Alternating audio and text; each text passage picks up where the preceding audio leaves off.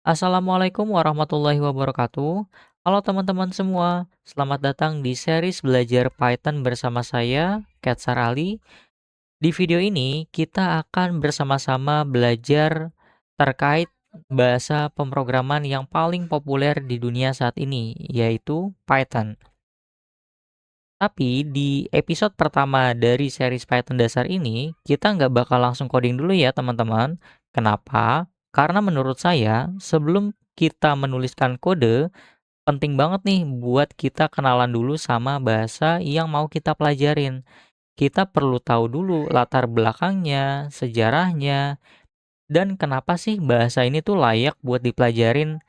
Sama seperti ketika kita ingin katakanlah membeli HP baru. Biasanya kita riset dulu kan, mereknya apa, speknya gimana, kelebihannya apa. Nah, sama belajar bahasa pemrograman juga seperti itu. Jadi sebelum kita menginstal kode Python di otak kita kenalan dulu sama si Python ini. Jadi di video ini kita bakal bahas beberapa hal penting tentang Python, dari siapa yang bikin, kenapa namanya Python, sejarahnya gimana, sampai kenapa Python ini worth it banget buat dipelajarin. Yuk langsung aja kita mulai.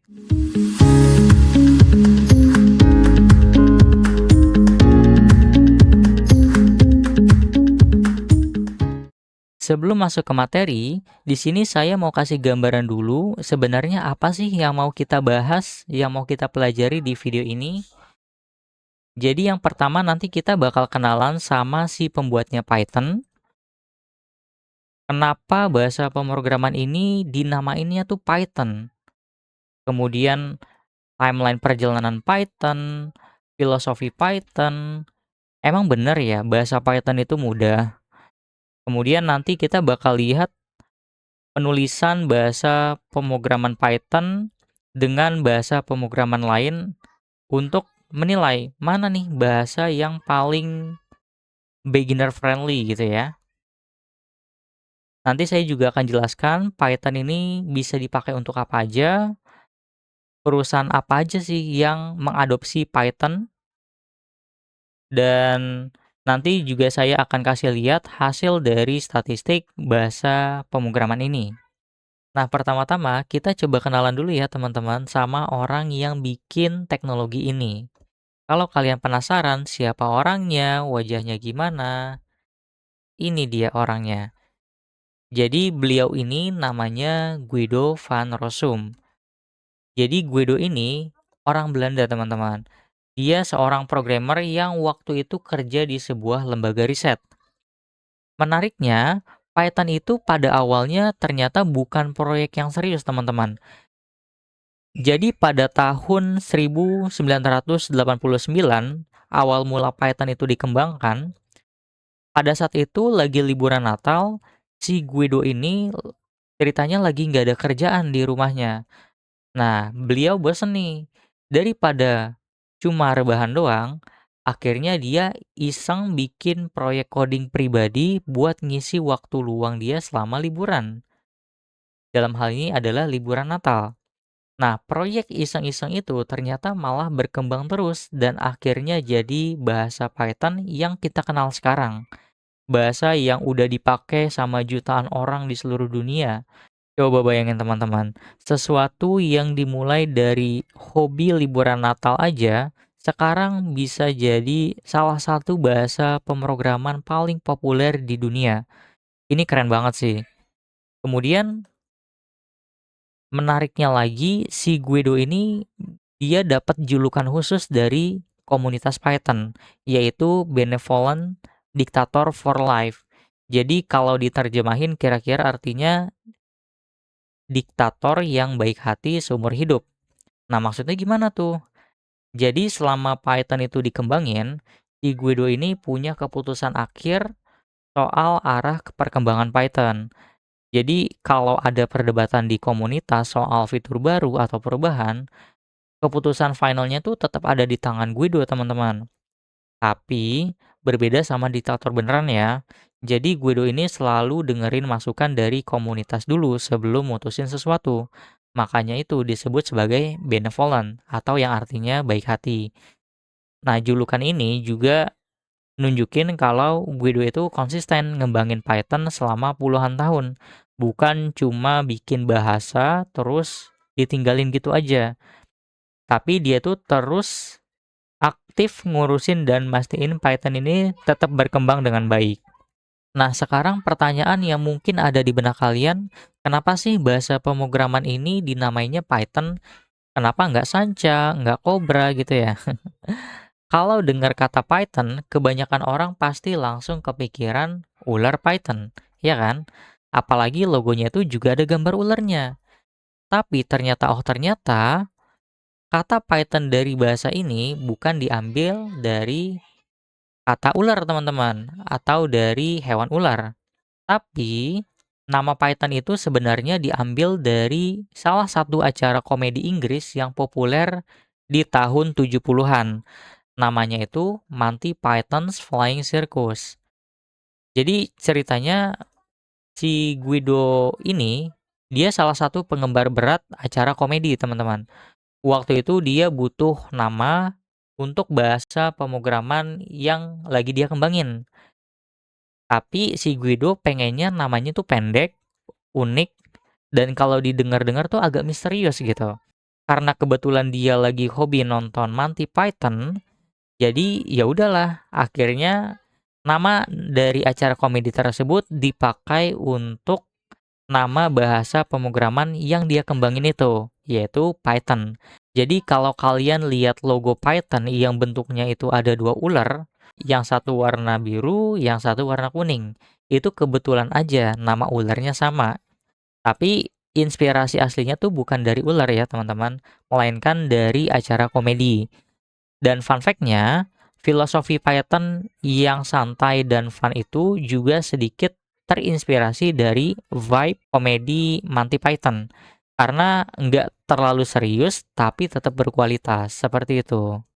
Sekarang kita coba lihat perjalanan Python dari awal sampai sekarang ya teman-teman, biar kalian punya gambaran nih gimana bahasa ini bisa berkembang selama puluhan tahun. Jadi, pada tahun 1989, awal mulanya itu seperti yang udah saya ceritain sebelumnya. Jadi, Python itu dimulai sebagai proyek hobi liburan Natal aja. Masih proyek pribadinya si Guido, belum dipublikasin ke siapapun. Nah, 2 tahun kemudian, Python versi 0.9.0 itu dirilis ke publik untuk pertama kalinya. Mulai dari sinilah orang-orang lain itu bisa ikut nyobain dan ngasih feedback gitu atas program yang dibuat sama si Guido. Di tahun 2000, Python 2.0 itu dirilis, teman-teman. Ini versi yang jadi populer banget dan dipakai selama bertahun-tahun. Banyak library dan framework yang dibangun di atas Python 2, teman-teman. Kemudian di tahun 2008, ini momen yang paling penting sih teman-teman. Jadi di tahun itu Python 3.0 dirilis. Yang bikin hebohnya itu adalah di mana Python 3 punya breaking changes. Yang artinya banyak kode yang ditulis di Python 2 tapi nggak bisa jalan langsung di Python 3. Dan itu yang sempat bikin perpecahan dalam tanda kutip di komunitas. Karena sebagian dari mereka masih setia nih pakai Python 2 karena banyak library yang belum support Python 3. Tapi pelan-pelan mulai transisi juga ke Python 3. Akhirnya di tahun 2020, Python 2 itu resmi discontinue teman-teman, atau dihentikan. Karena nggak ada lagi update atau security patch. Semuanya tuh fokus pindah ke Python 3. Jadi kalau di antara kalian masih ada yang pakai Python 2, itu mendingan tinggalin aja. Karena udah nggak disupport lagi. Nah, di tahun 2026 ini, pada saat saya buat video, kita itu udah masuk di Python 3.13, teman-teman. Ini versi terbaru dengan berbagai fitur dan peningkatan performa ya. Jadi kesimpulannya, selalu pakai Python 3 karena Python 2 itu udah jadi fosil ya, udah jadi sejarah gitu. Jadi udah nggak disaranin lagi untuk dipakai. Mendingan pakai Python 3 aja. Oke, sekarang kita bahas sesuatu yang bikin Python itu beda dari bahasa yang lain, yaitu filosofinya, teman-teman. Jadi Python itu punya yang namanya Design of Python.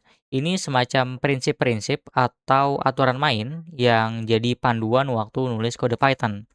Nah, di sini sekarang saya bakal jelasin 3 prinsip yang paling penting dari Design of Python. Yang pertama, kodenya itu harus rapi dan enak dibaca. Jadi jangan nulis kode yang berantakan, susah dibaca, atau malah bikin orang lain pusing. Dari prinsip ini ngajarin kita kalau estetika dalam perkodingan itu penting. Jadi kode yang rapi itu bukan cuma lebih enak dilihat, tapi juga lebih gampang didebug dan juga di-maintain. Kemudian yang kedua, ketika kita memiliki dua solusi, yang satu simple dan yang satu kompleks. Alangkah baiknya kita pilih solusi yang simple. Karena banyak programmer yang suka bikin solusi yang kelihatan canggih gitu. Tapi seringkali solusi yang paling simpel itu justru yang paling bagus. Dan yang ketiga, kodenya itu bisa ditulis sekali tapi bisa dibaca berkali-kali. Makanya kodenya itu harus mudah dipahami ya teman-teman, bukan cuma sama kita aja, tapi juga sama orang lain yang mungkin baca kode kita nanti. Bahkan bayangkan ketika 6 bulan kemudian kalian baca kode kalian sendiri dan kalau kita bingung, berarti kodenya itu masih kurang readable atau masih sulit dipahami, sulit dibaca.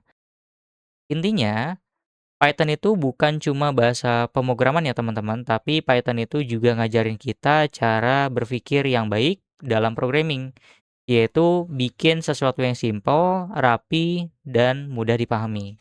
Oke, sekarang kita masuk ke pertanyaan yang sering banget ditanyain sama pemula teman-teman. Kenapa sih Python itu disebut mudah? Banyak yang bilang Python itu bahasa yang paling cocok buat pemula, tapi kenapa? Nah, menurut saya ada 3 alasan utama kenapa Python ini sangat direkomendasikan untuk orang yang baru belajar programming. Yang pertama, sintaksnya itu mirip bahasa Inggris, teman-teman. Coba teman-teman perhatikan tulisan yang berwarna merah itu salah satu sintaks dari Python atau kode Python yang mana kalau kalian baca itu hampir seperti baca kalimat biasa, teman-teman. Kalau diterjemahkan, if age greater than 18 print dewasa. Kemudian yang kedua, ketika kita mengimplementasikan kode Python, kita nggak perlu menggunakan titik koma. Kalau di bahasa seperti Java, C++, atau bahasa pemrograman lainnya, setiap statement itu harus diakhiri titik koma. Kalau misalnya kita lupa satu saja, itu bisa error, teman-teman. Nah, kalau di Python itu nggak perlu titik koma. Jadi kita bisa langsung enter, kita bisa langsung eksekusi, atau lanjut ke baris berikutnya. Jadi lebih simple, lebih bersih juga. Kemudian yang ketiga itu dari segi strukturnya atau indentasinya. Di bahasa lain, struktur kode itu ditandai pakai kurung kurawal. Nah, di Python, strukturnya itu ditandai pakai indentasi, yaitu spasi atau tab di awal baris, teman-teman. Nah, ini memaksa si programmer Python buat nulis kode yang rapi dari awal. Jadi nggak bisa asal-asalan juga karena indentasi yang salah itu bisa bikin programnya error. Hasilnya, kode Python-nya itu secara natural lebih rapih dan lebih gampang dibaca dibandingkan bahasa yang lain, teman-teman. Jadi kesimpulannya Python itu yang pertama mudah dibaca, kemudian juga mudah ditulis, dan mudah dipahami. Makanya cocok banget nih buat kalian yang baru mulai belajar programming. Sekarang kita buktiin aja langsung ya. Kita coba bandingkan Python sama bahasa lain buat tugas yang sama persis. Tugasnya di mana saya ingin mencetak tulisan "Hello World". Ini program yang paling basic yang biasanya jadi program pertama untuk setiap programmer. Jadi, kalau kita belajar programming dan nggak nulisin hello world, itu rasanya kurang afdol, teman-teman. Nah, yang pertama, di Python kita cukup menuliskan print, kemudian hello world. Nah, kalau di Java, kalian perlu bikin kelasnya dulu, lalu bikin method main-nya, baru bisa print tulisan hello world. Jadi, untuk menampilkan tulisan hello world, kalian perlu menuliskan 5 baris kode untuk tugas sesimpel ini. Kemudian kalau kita bandingkan dengan bahasa C++, ini lebih ribet lagi ya teman-teman. Ada include-nya, kita perlu mendefinisikan namespace-nya, main function, dan return statement-nya. Jadi di sini Python juaranya ya teman-teman. Dia hanya satu baris, setelah itu eksekusi selesai. Nggak perlu bikin kelas, nggak perlu bikin metode, nggak perlu titik koma, langsung aja to the point gitu. Ini baru Hello World ya, program yang paling sederhana lah. Coba bayangin kalau programnya tuh lebih kompleks. Perbedaan jumlah kodenya itu jauh lebih besar lagi. Nah, Python itu efisien. Kalian bisa accomplish lebih banyak dengan kode yang lebih sedikit gitu. Nah, sekarang kita udah tahu ya, Python itu ternyata bahasanya simple banget. Tapi bahasa Python ini bisa dipakai buat apa aja sih? Nah, ini pertanyaan yang penting ya, teman-teman, karena percuma kita belajar bahasa pemrograman yang cuma bisa dipakai untuk satu bahasa doang. Tapi kabar baiknya, Python itu multi-purpose language, teman-teman. Dia bisa dipakai di banyak bidang. Bidang apakah aja itu? Yang pertama ada web development. Jadi kalian bisa nih bikin website pakai framework Python seperti Django atau Flask. Banyak website besar yang back-end-nya atau yang bagian belakangnya dari sisi server itu dibangun pakai Python. Kemudian yang kedua yaitu bidang data science dan analytics. Python itu jadi bahasa favorit para data scientist, teman-teman. Library seperti Pandas, NumPy, dan Matplotlib itu bikin analisis datanya jadi gampang banget.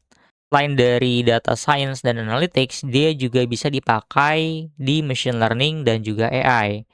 Jadi kalau teman-teman mau belajar AI atau artificial intelligence, Python itu hampir jadi standar industri ya. Jadi library seperti TensorFlow, PyTorch, dan Scikit-learn itu semuanya pakai Python. Kemudian yang selanjutnya bisa dipakai di automation dan scripting. Jadi Python ini bagus banget nih untuk otomasi tugas-tugas yang sifatnya repetitif. Kalau mau melakukan scraping data dari website, itu bisa pakai Python. Kalau kita mau melakukan otomasi Excel, mau mengirimkan email secara otomatis, itu Python bisa menghandle semuanya, teman-teman. Yang selanjutnya, dia juga bisa dipakai di bidang pengembangan game, ya, atau pembuatan aplikasi game. Meskipun bukan fokus utamanya, Python juga bisa digunakan untuk membuat game, teman-teman. Library seperti Pygame itu lumayan populer ya buat game dua dimensi sederhana. Dan dia juga bisa digunakan di banyak hal, seperti pembuatan aplikasi desktop, IoT, scientific computing, cyber security tools. Jadi Python tuh bisa hampir semuanya. Intinya satu bahasa banyak kemungkinan. Ini salah satu alasan kenapa Python itu worth it banget buat dipelajarin. Oke, Python memang versatile ya, tapi apakah benar bisa dipakai di industri atau cuma untuk belajar-belajar aja? Jawabannya itu Python sangat dipakai banget di industri ya teman-teman. Kita bisa lihat perusahaan-perusahaan besar ini ya. Yang pertama itu ada Google. Jadi Google itu mengadopsi Python sejak awal. Jadi ini salah satu bahasa utama mereka. Yang kedua ada Netflix, di mana Netflix menggunakan Python untuk membuat sistem rekomendasi. Yang ketiga ada Dropbox. Hampir seluruh code base dari Dropbox itu ditulis pakai Python. Yang selanjutnya ada Spotify, di mana data analisis dan backend services mereka itu pakai Python. Ada NASA juga, betul ya, NASA, di mana ini Badan Antariksa Amerika itu juga pakai Python. Dan yang terakhir yaitu Instagram. Jadi backend Instagram itu dibangun pakai Python, lebih spesifiknya itu adalah Django. Ini bukan perusahaan kecil-kecilan ya, tapi ini perusahaan berkelas dunia yang melayani jutaan bahkan miliaran pengguna. Dan produk dari perusahaan-perusahaan ini sering kita gunakan dalam aktivitas kita sehari-hari biasanya. Kalau Python itu cuma bahasa mainan dalam tanda kutip, nggak mungkin perusahaan sebesar ini menggunakan teknologi Python. Jadi Python itu production ready dan battle test ya. Kalau kalian memiliki bekal Python, itu nanti bakal kepake banget di dunia kerja. Sekarang kita coba lihat data dan angkanya ya teman-teman, biar kalian makin yakin nih kalau Python memang menjadi bahasa yang tepat untuk kalian mulai belajar programming. Yang pertama, menurut TOB Index pada tahun 2026, yaitu yang terbaru, Python itu menempati posisi nomor satu sebagai bahasa pemrograman paling populer di dunia. Python ini mengalahkan bahasa seperti Java, C++, JavaScript, dan banyak bahasa lainnya. Kemudian, menurut survei dari Stack Overflow pada tahun lalu, yaitu tahun 2025, sekitar 57,9% itu developer di dunia menggunakan Python. Dan ini angka yang cukup besar ya, teman-teman. Di Amerika Serikat, rata-rata gaji Python developer itu sekitar $125.000 per tahun. Jadi kalau dikonversi ke rupiah dengan harga dolar saat ini, yaitu sekitar 16.700-an, itu sekitar 2 miliar per tahun, teman-teman. Memang kalau di Indonesia, gajinya pasti berbeda. Tapi ini nunjukin kalau Python developer itu highly value di industri teknologi. Jadi belajar Python itu bukan sekedar untuk iseng-iseng atau untuk nilai kuliah doang ya teman-teman. Ini investasi karir yang beneran punya return gitu. Oke, itu dia pengenalan tentang Python ya teman-teman. Di episode berikutnya, kita bakal langsung praktek di mana yang akan kita lakukan, yaitu kita mulai menginstal Python di laptop atau PC kita. Kemudian kita juga akan menginstal text editor atau IDE untuk kita menuliskan kode Python di sana. Dan juga kita mulai menuliskan program pertama kita yaitu Hello World. Ya, terima kasih banyak untuk yang udah nonton sampai selesai. Kalau ada pertanyaan, langsung aja tulis di kolom komentar. Kalau video ini bermanfaat, jangan lupa like dan share ke teman-teman kalian. Saya Katsar Ali, sampai jumpa di episode berikutnya.